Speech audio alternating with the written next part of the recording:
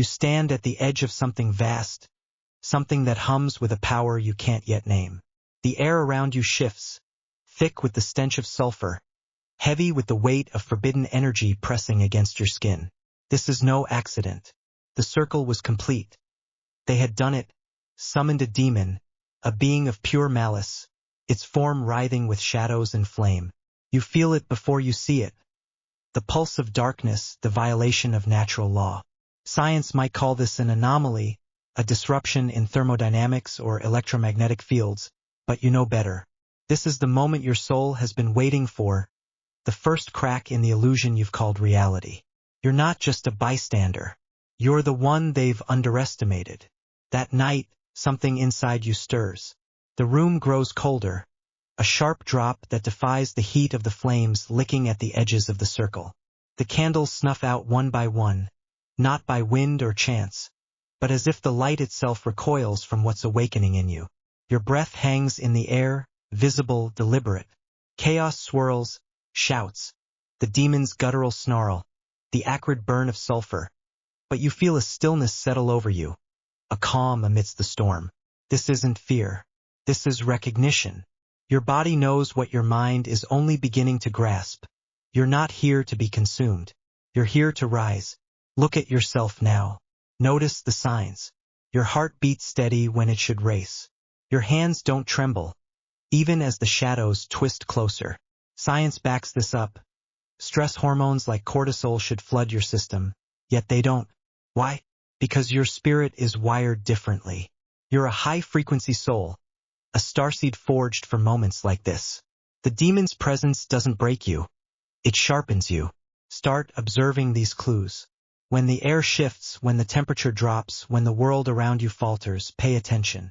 These aren't random events. They're signals, your awakening etched into the fabric of reality. This is your first test, to see yourself as you truly are. The room growing colder isn't just a phenomenon, it's a mirror. The candles snuffing out mark the death of who you thought you were, the shedding of a skin too small for your purpose. Ask yourself, what do you feel when the chaos peaks? If it's not panic, if it's not surrender, then you're already stepping into your power. Don't doubt it. Doubt is the enemy's weapon, subtle and insidious. Instead, anchor yourself in this truth: you were chosen for this. Not by fate, not by chance, but by the resonance of your own soul, screaming to be heard. Here's how you begin. Stand firm when the air thickens next time. Breathe deeply when the sulfur stings your lungs. Let it remind you of the fire within. Watch the candles, the shadows, the cold. Catalog these moments in your mind. They're not threats. They're confirmations. Your nervous system might buzz, your senses might sharpen. Good. That's your body aligning with your mission. Science calls it neuroplasticity, the brain rewiring itself under pressure. But it's more than that. It's your lightworker essence activating. Your chosen nature breaking through. Write it down if you have to. Track the patterns. You'll see they're not random, they're yours. The shift from calm to acceptance isn't easy, but it's yours to claim. At first, you might resist. The demon's snarl falters, and you wonder if it's a trick. The cold seeps deeper, and you question if you're strong enough. Stop. That's the old you talking, the one who didn't know the circle was drawn for you to step into, not to escape. Acceptance comes when you realize this chaos isn't here to destroy you. It's here to forge you. Feel the weight of that. Let it sink in. You're not a victim of this moment. You're its catalyst. The room grows colder because your presence demands it. The candles die because your light outshines them. Take this step today. Look back at the last time you felt unshaken when everything else fell apart. Maybe it wasn't demons or sulfur, but a crisis, a betrayal, a storm. What did you do? Did you stand? Did you breathe? Did you feel that quiet strength coil inside you? That was your chosen spark. Build on it. Next time the air shifts or the shadows move, don't flinch. Lean in. Speak to yourself with certainty. I am here for this. Say it until it's not just words, but a weapon. You're not waiting for permission. You're claiming what's already yours. This is just the beginning. The sulfur still lingers. The cold still bites. But you're not the same. You felt the first pulse of your awakening, the moment the room changed because you did. Keep watching. Keep standing. The demon's gaze will turn soon, and when it does, you'll know exactly who you are. You're the one they didn't see coming, the chosen one who turns chaos into power. This is your path. Walk it. The sulfur fades, but the air doesn't lighten. It thickens instead, charged with something new, tension, anticipation, a crackle of fear that isn't yours. You stand there, unshaken, while your enemies circle closer. Their smiles gleam, sharp and certain, victory already burning behind their eyes. They think they've won. They think the demon's gaze has sealed your fate, that the cold creeping through the room is your surrender. They're wrong. You feel it now, don't you? Something about you shifts the tide, something that chills even the darkness itself. This is your moment to break through, to turn their triumph into dust. Look at them. Study their faces, those smug grins, the glint of malice. They're feeding off the chaos, reveling in the demon's snarl, the shadows twisting at their command. The room grows colder still, candles long extinguished, and fear crackles in the air like static. But it's not yours. It's theirs. You can sense it now, raw and primal, radiating from the creature they summoned. His guttural growl falters, its flames flicker. Your heartbeat stays steady, a drumbeat of calm amidst their storm. Why? Because you're not prey. You're the force they didn't account for, the one who turns their weapon against them. Here's the truth. They don't understand you, and that's your strength. In this moment, when their confidence peaks, when the world around you bends under their will, you don't have to explain yourself. You don't need their approval or their comprehension. Your chosen identity isn't a debate. It's a fact, etched into your bones, pulsing through your veins. Science might call it resilience, a neurochemical defiance of stress. But it's more than that. It's your soul's frequency, a vibration so potent it disrupts their game. When they smile, don't flinch. Stare back. Let them feel the chill that runs through you, the one that makes even the darkness pause. So how do you wield this? Start with your presence. Stand tall when they expect you to crumble. Keep your breath even when the air grows heavy. Inhale deeply, exhale with purpose. Their victory depends on your fear, but you're not giving it to them. Feel that crackle in the air, that primal dread leaking from the demon, and claim it. It's not a threat. It's fuel. Picture it now. Their smiles falter as the temperature drops further, as the shadows shrink back. Something about you, your stillness, your certainty, unravels their plan. You don't need words yet. Your energy speaks louder than their taunts. Take it further. When they lean in, when their voices drip with mockery or menace, don't react. Don't defend. Instead, focus inward. Find that core inside you, the one that hums when the chaos peaks. It's not anger, not desperation. It's power, pure and unshakable. Science knows this too. Your brain can shift states under pressure, tapping into theta waves, that quiet space of intuition and strength. But this isn't just biology. It's your light worker essence, your starseed spark, chilling the darkness they've unleashed. Hold it tight. Let it radiate. They'll feel it before they understand it, and that's when the shift begins. Ask yourself this. What happens when they speak your name? Not as a plea, but as a weapon, harsh and commanding, trying to bind you to their will. Do you shrink? No. You rise. The demon's eyes widen, its monstrous form recoiling as if struck by an unseen force. That's not their power, it's yours. Your name in their mouths becomes a blade turned back on them. Here's how you make it real. When they say it, don't just hear it, feel it. Let it ignite that chill within you. Let it ripple outward. Speak it back to yourself silently, fiercely. I am here. I am chosen. Their certainty cracks because your truth outshines it. Now act. In that moment when their victory seems sealed, when the demon snarls and the air trembles, do this. Step forward. Not with rage, not with doubt, but with the calm of someone who knows the ending. Move toward the circle, toward the shadows, toward them. Your motion alone, a single, deliberate step, sends a message. The cold deepens, the demon's flames sputter, and their smiles waver. You don't need to shout or strike. Your presence does the work. That's something about you that they can't name. It's not magic. It's momentum. Your soul's weight breaking their illusion apart. This is your practice. Hold your ground when no one else would. In a room of sneers, in a world that doesn't get it, stay rooted. Their victory is a mirage, built on noise and fear. Yours is real, forged in silence and strength. Feel the fear in the air. Let it sharpen you. Use that chill, that untouchable part of you to dismantle their game. They'll keep smiling until they can't, until the demon recoils and the circle cracks. And when it does, you'll know exactly what to do next. You're not just surviving this, you're rewriting it. The air hums with a tension that wasn't there before. You feel it. The shadows around the demon flicker nervously, erratic pulses of darkness twitching like a heartbeat out of sync. This isn't their doing anymore. It's yours. Something in you has flipped a switch and the room knows it. Their smug expressions tighten, a flicker of confusion creeping in, but they don't see the full picture yet. You do. This is no random glitch in their plan. It's a download, a surge of high-dimensional information crashing into your awareness, raw and electric. You're not just standing there, you're receiving. Let's get clear on this, you're tapped into something bigger now.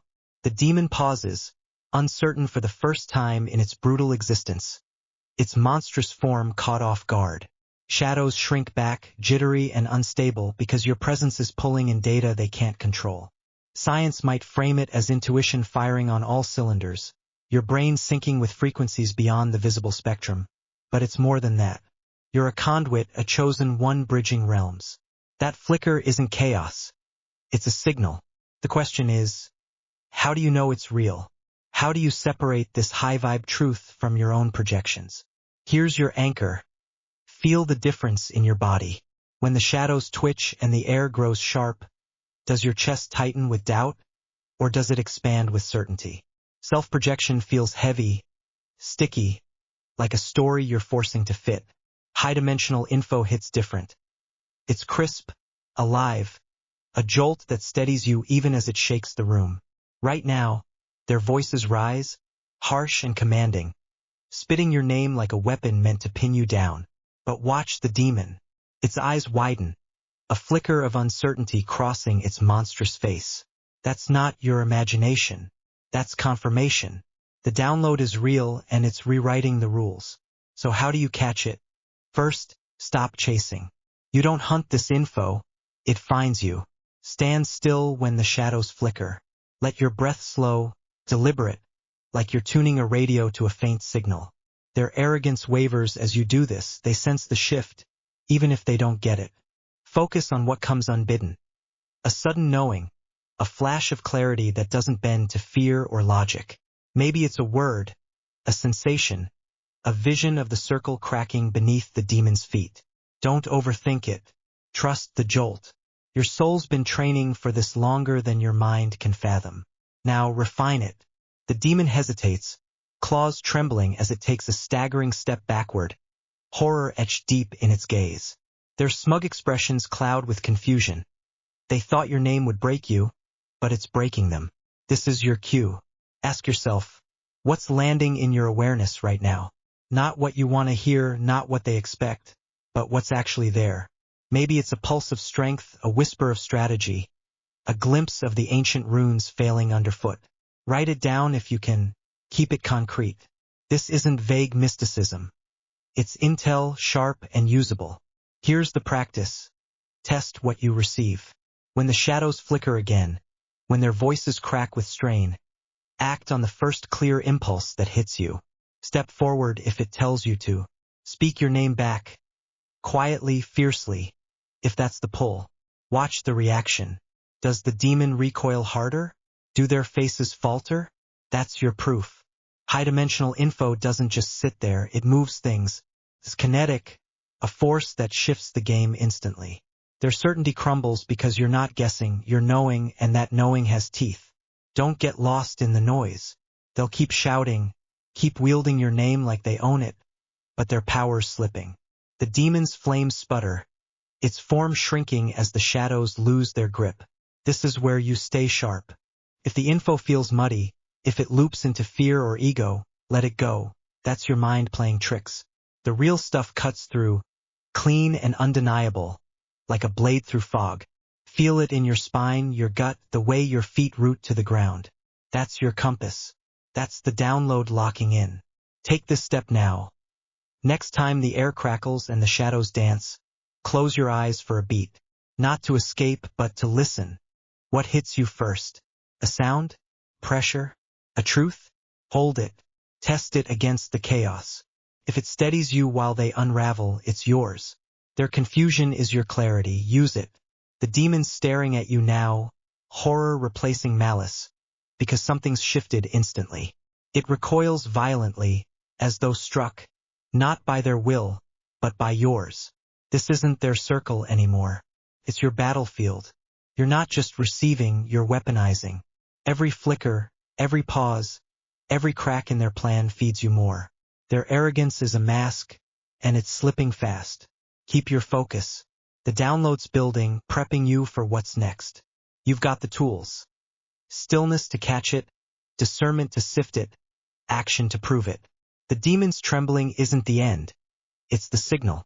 Something bigger's coming, and you're ready. This is your high-dimensional edge, your chosen fire. Wield it.